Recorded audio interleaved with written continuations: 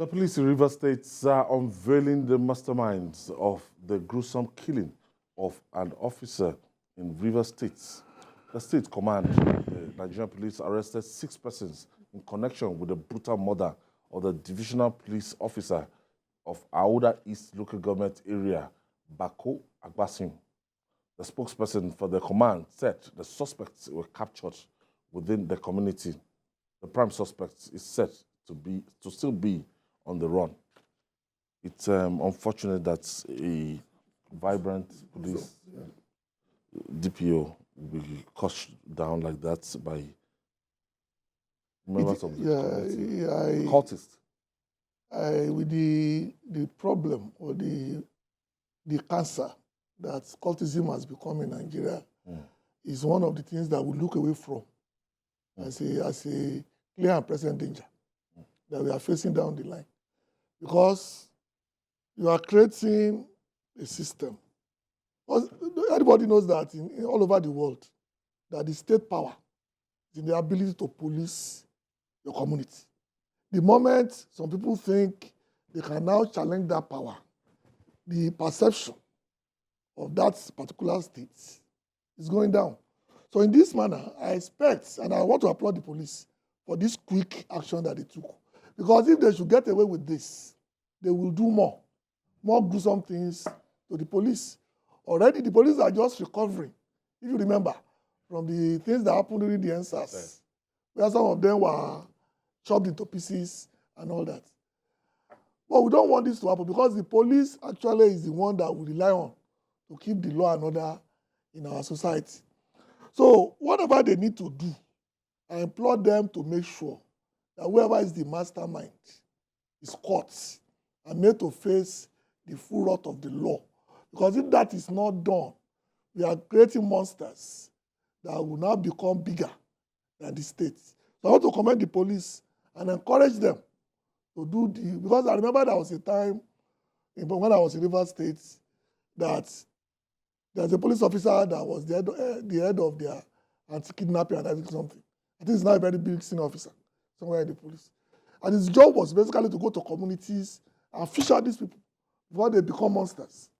It was not a popular decision, but he brought crime down in Rivers State at that point in time. Because he was being proactive. He was not waiting for them to become monsters before attacking them.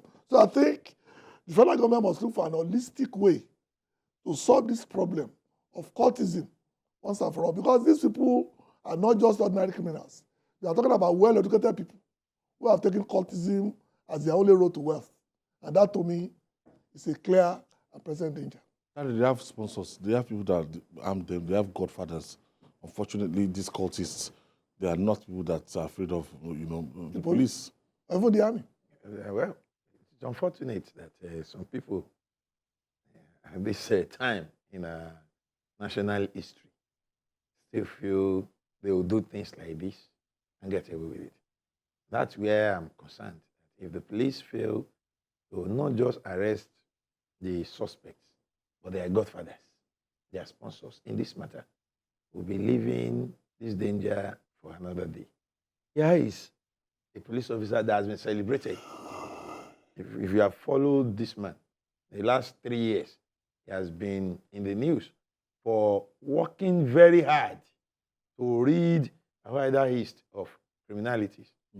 On many occasions, he has been commended by the state government, by the police authorities, even by organizations within and outside Rivers State for doing exploits, especially in the area of cultism and fighting cultism. And so maybe it was targeted. Yeah, no, it's established. Reliable sources in the state made it clear that he has been threatened more than once before now.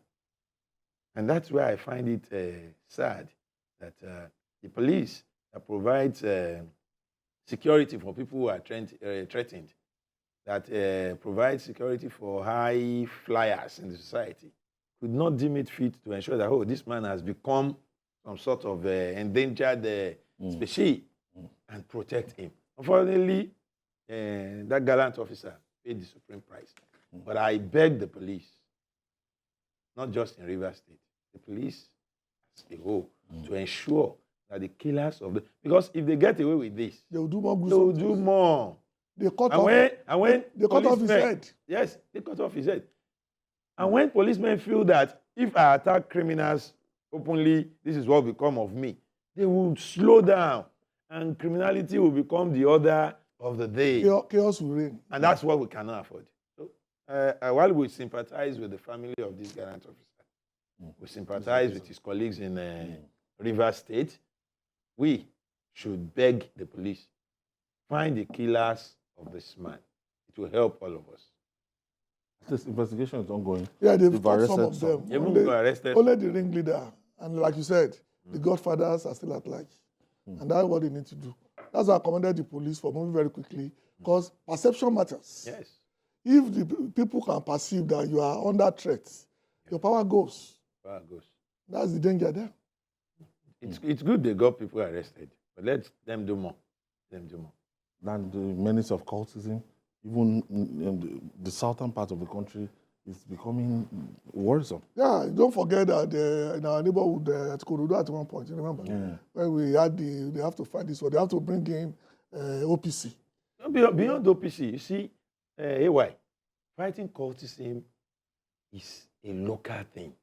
The community. It's a community thing. And I think the entire state, Lagos, and the country should study the Ikorodu example.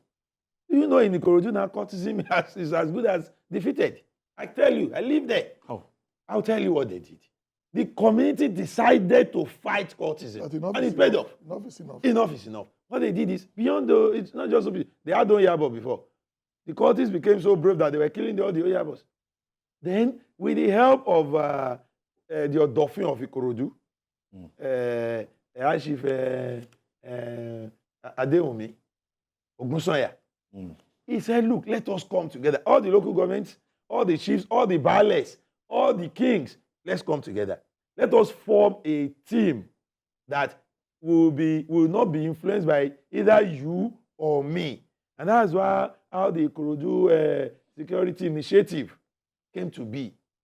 They provided vehicles, motorcycles, and they asked for volunteers in the community to join the team. That group was given birth to.